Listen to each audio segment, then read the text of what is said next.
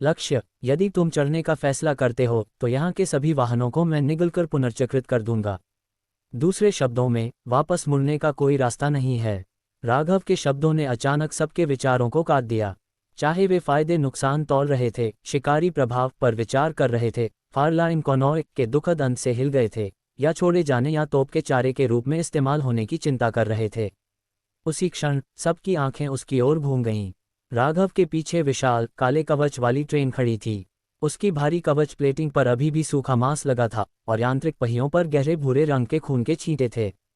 गहरे गोलियों के निशान, पेल जॉइंट और जायंट ड्रैगनफ्लाई के धारदार मैंडिबल द्वारा छोड़े गए घाव और एटमॉस्फेरिक माइका के तंतुओं के गहरे निशान, ये सब ट्रेन की उस भयावह लड़ाई की गवाही दे रहे थे जो उसने अंधेरे में आगे बढ़ते हुए लड़ी थी। सही कहा, डरपोकों के लिए अनंत ट्रेन, इन्फिनिट ट्रेन में कोई जगह नहीं है। एक युवा आवाज ने सन्नाटा तोड़ा।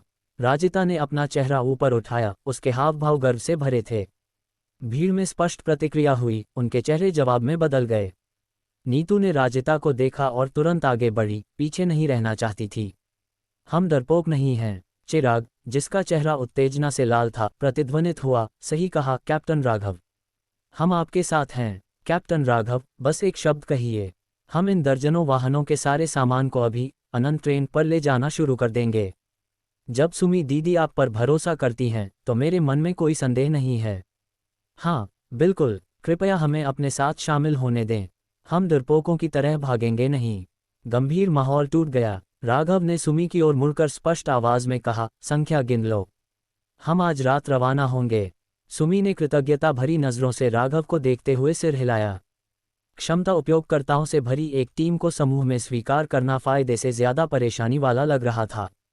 हालांकि उसके पास कुछ सक्षम लड़ाके थे और उसमें खुद भी कुछ लड़ने की क्षमता थी, लेकिन उसके ज्यादातर लोगों में मजबूत युद्ध कौशल की कमी थी। साजो सामान के समर्थन के अलावा वे अभी ज्यादा योगदान नहीं दे सकते थे। लेकिन राघव के शब्दों ने सबके दिलों में आग लगा दी। उनका जोश उत्साह से भर गया। राघव, पूनम ने भीड़ का जायजा लिया, उनके बढ़ते मनोबल को देखते हुए पूछा, तो हमारा अगला कदम क्या है? राघव ने सिर हिलाया। सबकी आंखें उस पर थीं और उसने समझाना शुरू किया।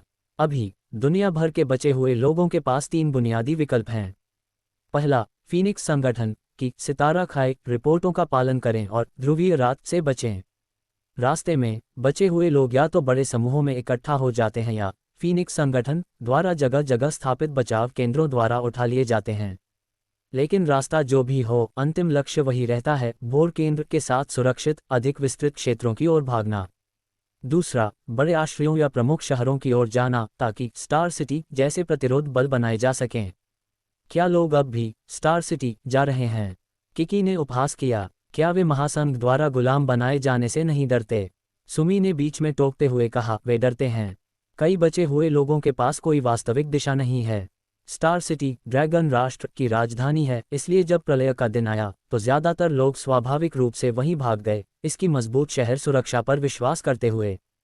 फीनिक्स संगठन का मार्गदर्शन केवल एक व्यापक भागने की दिशा प्रदान करता है। कई विस्थापित लोगों के लिए एक स्थिर शरण की धारणा इरेजिस्टिबल अकाट्य है। भले ही इसका मतलब सीवा में छिपना हो, वे बिना किसी हिचकिचाहट के अंदर भागेंगे। राघव ने सिर हिलाया। सुमी गलत नहीं कह रही थी। प्रलय के दिन के बाद जानकारी दुर्लभ हो गई थी। कई बचे हुए लोगों के पास डाक रेडियो तक पहुंच नहीं थी और बड़े शहरों या आश्रयों की ओर भागना बस सुरक्षा के लिए एक सहज प्रवृत्ति थी। उदाहरण के लिए, भूमिगत शहर संख्या 9 को ही लीजिए। यह एक अफवाह वाला प्रलय आश्रय था जिसे कभी आधिकारिक तौर पर ऑनलाइन सूचीबद्ध नहीं किया गया था, फिर भी इसने हजारों शरणार्थी काफिलों को मकालू पर्वत की ओर आकर्षित किया था। राघव को वह दृश्य याद आया, बर्फीले तूफान के नीचे दबे मीलों तक फैले वाहन, एक ऐसा दृश्य जो अभी भी उसके मन में स्पष्ट रूप से मौजूद है। तीसरा विकल्प क्या है? किकी ने पूछा। तीसरा वही है जिसका जिक्र डायरेक्टर डिंग ने पहले किया था, ध्रुवीय बर्फ की टोपी। राघव ने गहरी सांस ली। चूंकि ज्यादातर लोग मानते हैं कि यह अंतिम सुरक्षित ठिकाना है, इसलिए निश्चित रूप से ऐसे लोग हैं जिन्होंने इसे शुरू से ही अपना लक्ष्य बनाया था। हालांकि अभी ये ध्रुवीय रात में बंद है। 4 महीनों में, चाहे वे छिपे हुए हों या यूं ही भटक रहे हों, वे सब एक हताश दौड़ वहां लगाएंगे। प्रोजेश ने सिर हिलाया। ये बात समझ में आती है। तो क्या हम भी ध्रुवीय बर्फ की टोपी की ओर जा रहे हैं? राघव ने सिर हिलाया। प्रोजेश ने थोड़ा माथे पर बल डाला। तो क्या हम फीनिक्स संगठन के मार्गदर्शन का पालन कर रहे हैं? क्या मैंने तुम लोगों को पहले ही नहीं बताया? हम ऑर्बिटल रेल का अनुसरण कर रहे हैं और पूर्व की ओर जा रहे हैं, किकी ने प्रोजेश को घूरते हुए कहा। ठीक है, राघव मुस्कुराया लेकिन कोई जवाब नहीं दिया। रुको, वह भी नहीं। किकी के चेहरे पर तनाव आ गया। तुम स्टार सिटी जाने की तो नहीं सोच रहे हो? तुम ज्यादा सोच रही हो, राघव ने आह भरी। फिर समूह की ओर देखते हुए उसने दृढ़ता से कहा, जब तक हम सिंगूर शहर नहीं पहुंचे थे तब तक मेरी योजना ऑर्बिटल रेल में प्रवेश करने और पूर्व की ओर भागने की थी। लेकिन अब मेरे विचार बदल गए हैं। पूनम ने उसकी ओर देखा। क्या हम अब ऑर्बिटल रेल नहीं ले रहे हैं? नहीं, राघव की आवाज़ स्थिर थी। जब मैं कहता हूं कि मेरे विचार बदल गए हैं, तो मेरा मतलब हमारे मार्ग या यात्रा के तरीके से नहीं है। गंतव्य मुद्दा नहीं है। समूह ने भ्रमित होकर उसकी ओर देखा। राघव ने उनके चेहरों को देखा और शांत लहजे में आगे कहा, हम भूमिगत शहर संख्या 9 गए हैं, जो खरबों का एक प्रलय किला था। फिर भी उसकी भूमिगत सुरंगों में इससे भी बड़ी भयावहता छिपी थी, ऐसे जीव जिन्होंने एक ही रात में 360,000 लोगों को खा डाला। आसमान में आयरन गार्ड ब्रिगेड के शक्तिशाली वॉरहॉक गनशिप्स और लाइटनिंग एरोस्पेस फाइटर्स भी क्यूंगलुआन स्काई सिटी के पतन को नहीं रोक पाए। और सिंगूर शहर में जितने ज्यादा लोग भागे उतने ज्यादा राक्षस दिखाई दिए। ऐसा लगता है जैसे पूरी दुनिया एक विशाल शिकारगाह में बदल गई है, जिसमें शिकारी अंधेरे में घात लगाए बैठे हैं। हम इंसानों का शिकार कर रहे हैं। वह रुका, उसकी आंखें तेज थीं। मैंने एक बार अपनी टीम से कहा था कि मैं अपनी यांत्रिक क्षमता का उपयोग करके ट्रेन को उड़ाऊंगा। वह लक्ष्य नहीं बदला है। और मैंने ये भी कहा था कि अगर हम अंधेरे से नहीं भाग सकते हैं तो हमें सबसे बुरे के लिए तैयारी शुरू कर देनी चाहिए। उस लिहाज से हमारा लक्ष्य फीनिक्स संगठन के लक्ष्य से मेल खाता है, और वह है भोर का पीछा करते हुए अंधेरे को हराने की शक्ति हासिल करना। राघव के शब्दों ने सबके दिलों को छू लिया। प्रलय के दिन से पूरी मानवता अगली सूर्योदय देखने की उम्मीद से बेतहाशा भाग रही थी। लेकिन फीनिक्स संगठन के प्रलय प्रसारण ने पहले ही सच्चाई उजागर कर दी थी। 1 साल और 96 दिनों में ब्लू प्लैनेट एक वैश्विक रात में प्रवेश करेगा जो 571 साल से ज्यादा चलेगी। अगर दुनिया विनाश के लिए अभिशप्त थी तो भागना नियति को टालने के सिवा और कुछ नहीं था। ऐसी निराशा के साथ भागना बस धीमी आत्महत्या थी। यही वजह थी कि पुरानी महासंघ सरकार ने भूमिगत शहर परियोजना पर जोर दिया था, क्योंकि एक ऐसी लड़ाई जिसकी कोई जीत नजर न आती हो, केवल अटूट विश्वास और इच्छाशक्ति वाले ही सहन कर सकते थे। सिंगूर शहर स्पेसपोर्ट पर जो हुआ, उसके बाद राघव पर असहनीय बोझ पड़ गया था। अगर आयरन गार्ड ब्रिगेड का बलिदान केवल 20,000 लोगों को 1 साल और 96 दिनों तक मुश्किल से जीवित रहने देता है, तो उनकी मौतें अर्थहीन थीं। वे सैनिक इस विश्वास में मरे कि बचे हुए लोग एक दिन अंधेरे को हरा देंगे। राघव ने सुमी की ओर देखा। सुमी, तुमने कभी नहीं सोचा था कि तुम नंगे हाथों से राक्षसों से लड़ोगी और इतनी मजबूत बन जाओगी, है ना? सुमी एक पल के लिए हक्का बक्का रह गई और फिर सिर हिलाया। और तुम सब? राघव ने उन सभी को देखा। तुम में क्षमताएं हो या ना हो, हर एक दिन जब हम जीवित रहते हैं हम विकसित हो रहे हैं। पूरी दुनिया में हमारे जैसे अन्य लोग भी विरोध कर रहे हैं। वही हमारा मौका है। इसलिए अब हमारा लक्ष्य सिर्फ भागना नहीं है। हम रास्ते में मजबूत होते जाएंगे जब तक कि हम अंततः अंधेरे का सामना न कर सकें। और जब वह दिन आएगा, क्या ध्रुवीय रात, तब भी प्रलय होगी। सबकी आंखें हकीकत समझते हुए चौड़ी हो गईं।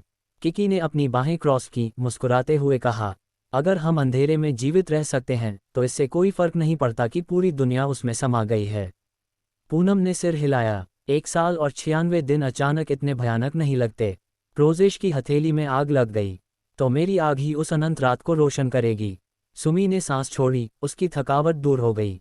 ये लक्ष्य सिर्फ जान बचाने के लिए भागने से कहीं ज्यादा प्रेरित करने वाला लगता है। तो कैप्टन राघव, हमारा अगला कदम क्या है? राघव ने खाली प्लेटफॉर्म को देखा, उन 2 ट्रेनों को देखा जिन्हें वे जियाजुओ शहर से लाए थे, और राजमार्ग के किनारे खड़ी 30 से अधिक गाड़ियों को देखा। सूर्य ऊपर धधक रहा था, हवा फुसफुसा रही थी। इतनी अच्छी जगह पर। बेशक, हम ट्रेन को तैयार करते हैं। अध्याय 168, ट्रेन उन्नयन योजना 1। ओह हाँ, किकी ने उत्तेजित होकर जयकार की, हम आखिरकार ट्रेन को अपग्रेड कर रहे हैं।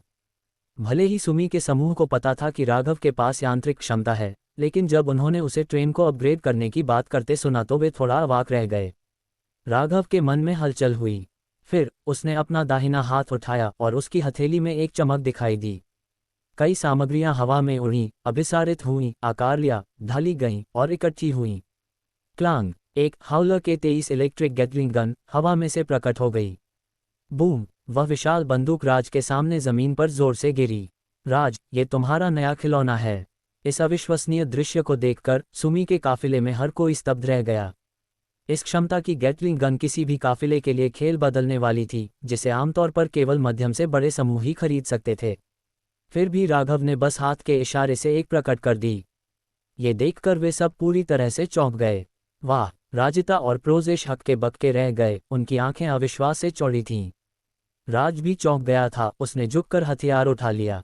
ये भारी था, 6 बैरल वाली नली से विनाशकारी उपस्थिति झलक रही थी। राज के ऊंचे, लोहे के खंभे जैसे शरीर के साथ वह अब एक अजेय युद्ध देवता जैसा लग रहा था। भाई, ये तो कमाल है। हे! राज ने अपने होंठ चाटे, उस विशाल हथियार को खुशी से कसकर पकड़ा। उसने राघव की ओर मुड़कर कहा, धन्यवाद राघव भाई। तुम मुझे किस लिए धन्यवाद दे रहे हो? राघव ने अनंत ट्रेन की ओर इशारा किया और कहा, अब जब हमारे पास समय है तो चलो अपने किले ट्रेन को ठीक से अपग्रेड करते हैं। हमें ज़रूरत पड़ने पर इस पर हथियार लगाने होंगे और जहां ज़रूरी हो डिब्बों को बदलना होगा। इतने सारे लोगों के साथ हमें ये सुनिश्चित करना होगा कि हमारी रहने की स्थिति सर्वोत्तम हो। वहाँ किकी का चेहरा उत्तेजना से चमक उठा। मेरे डिब्बा संख्या 2 को भी अपग्रेड की ज़रूरत है कैप्टन राघव। सुमी के चेहरे पर पूरी उम्मीद थी। बस आप आदेश दें और हम आपका अनुसरण करेंगे। राघव ने सिर हिलाया। इन वाहनों से सब कुछ उपयोगी, यहाँ तक कि अपना सामान भी इकट्ठा करो। पूनम जी से कहो कि सब कुछ इन्वेंट्री सामानों की सूची करें। ठीक है, मैं तुरंत संभालती हूँ। फिर राघव प्रोजेश की ओर मुड़ा। अग्निदेव, कुछ अच्छे लोगों को साथ लो और सबसे अच्छे सुविधाजनक स्थानों पर कुछ संतरी तैनात करो। यदि तुम्हें ज़ॉम्बी या कोई अन्य खतरा दिखे तो उन्हें तुरंत खत्म कर दो। कोई समस्या नहीं, प्रोजेश ने इतराते हुए मुस्कान दी। इसे मुझ पर छोड़ दो। राजिता, तुम दोनों सभी हथियार और गोला बारूद संभालो।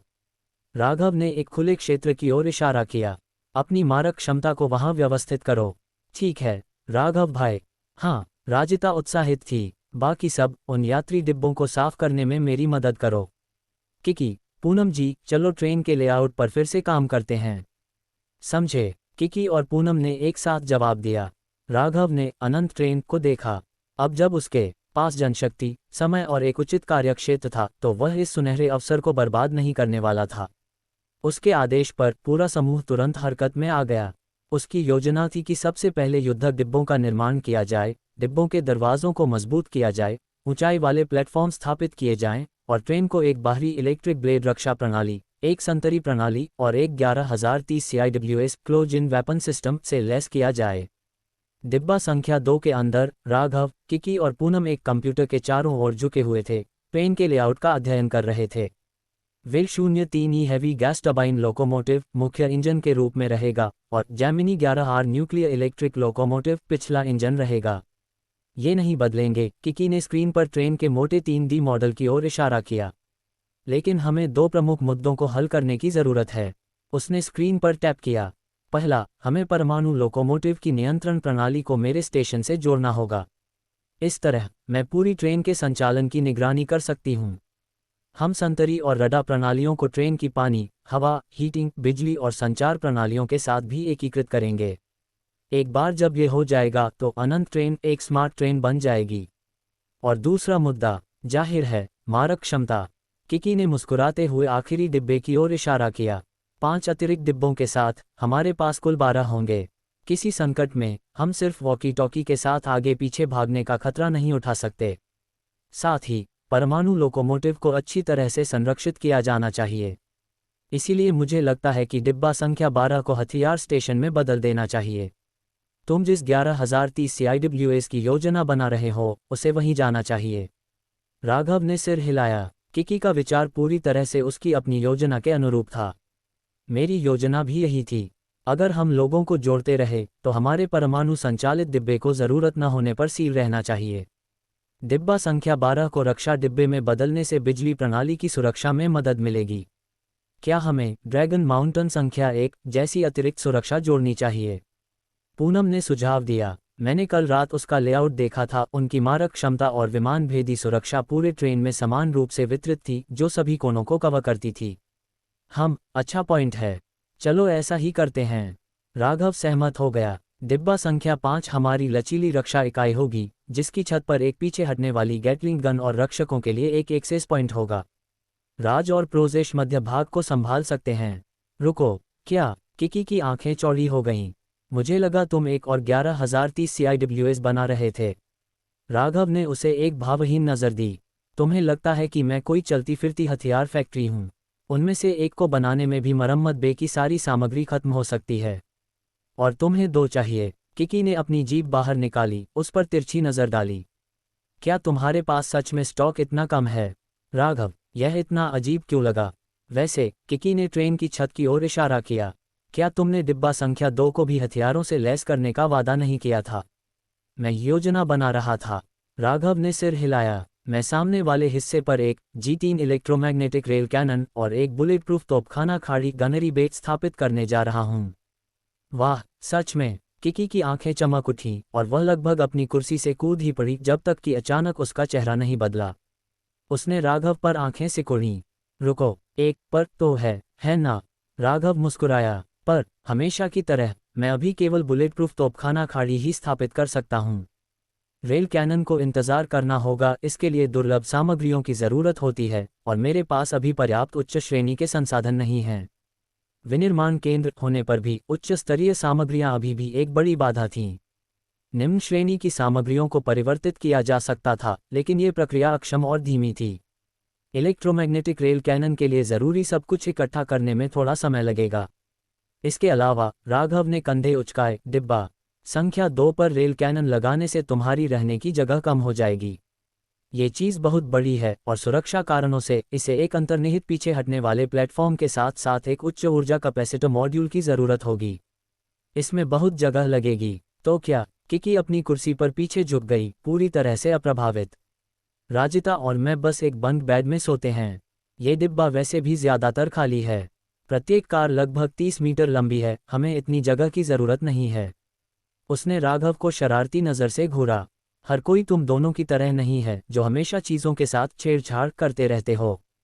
पूनम को उम्मीद नहीं थी कि किकी इतनी बेतरतीब बात कह देगी और तुरंत लाल हो गई। तुम क्या कह रही हो? हम यहाँ गंभीर मामलों पर बात कर रहे हैं।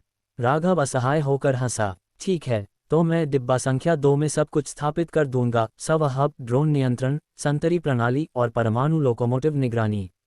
अब खुश?